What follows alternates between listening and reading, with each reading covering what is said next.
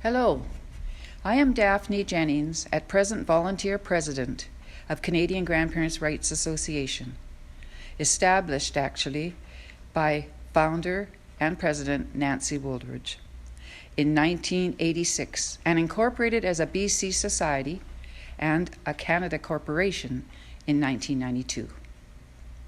Our purpose of the association is to promote and assist grandparents and their families in maintaining or re-establishing family ties and family stability where the family has been disrupted, especially those ties between grandchildren and grandparents. We had to fight for standing in the courts, which enables grandparents to speak in courts for their grandchildren. With national directors all over Canada, we fought for standing in the courts in all of Canada. And finally, our last province to be successful was Nova Scotia, September 2014. And that was after 10, 20 years almost of working hard with the legislature, provincial governments. As well, the Yukon as well has accepted the grandparents and given them standing. The Canadian grandparents' story is written now. Our job is done. Our book was written and finished July 2020.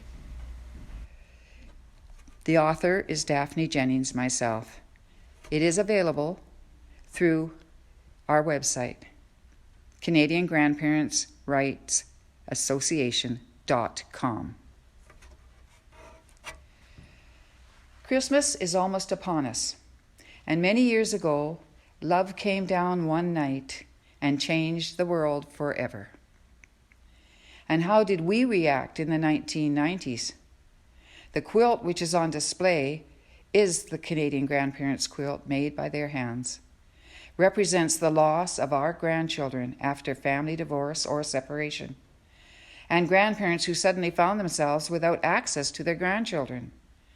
A terrible time when many children were confused and hurt. Where were Grandma and Grandpa?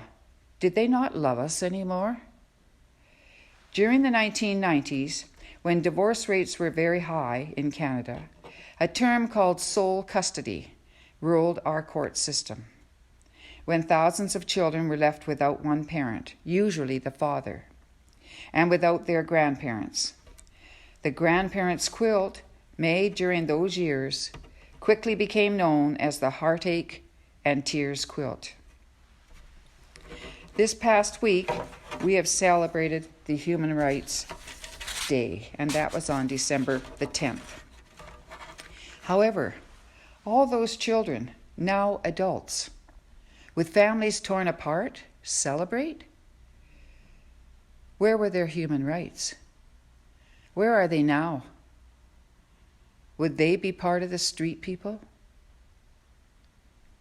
The Convention on the Rights of the Child was opened for signature by the United Nations General Assembly on November 1989. Canada signed on May 1990. 30 nations ratified the convention, and it came into force on September 1990. Canada ratified it December 1991 and submitted its initial report to the United Nations Committee on the Rights of the Child in June 1994. This convention, which is the most widely ratified human rights treaty in history, sets minimum legal and moral standards for the protection of children's human rights, including civil rights and freedoms. Many others, but the Convention expressly recognizes the special role of the family in the nurture of the child. Our family courts made a terrible mistake during the 1990s. Those courts were supposed to recognize the special role of the family in the nurture of the child.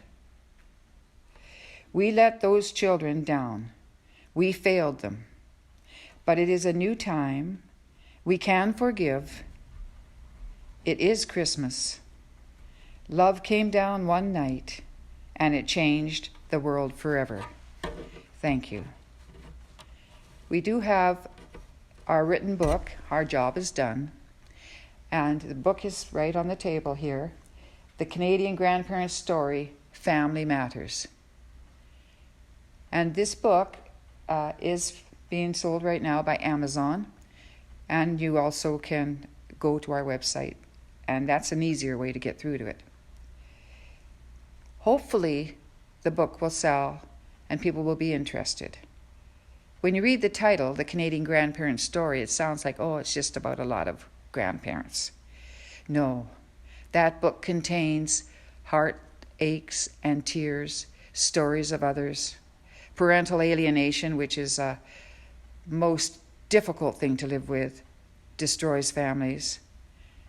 It is a book that also shows what happened in Ottawa when, after the Senate and the members of Parliament got together, traveled for a year across Canada, and listened to anybody that wanted to talk on access and custody, because they knew there were a lot of problems.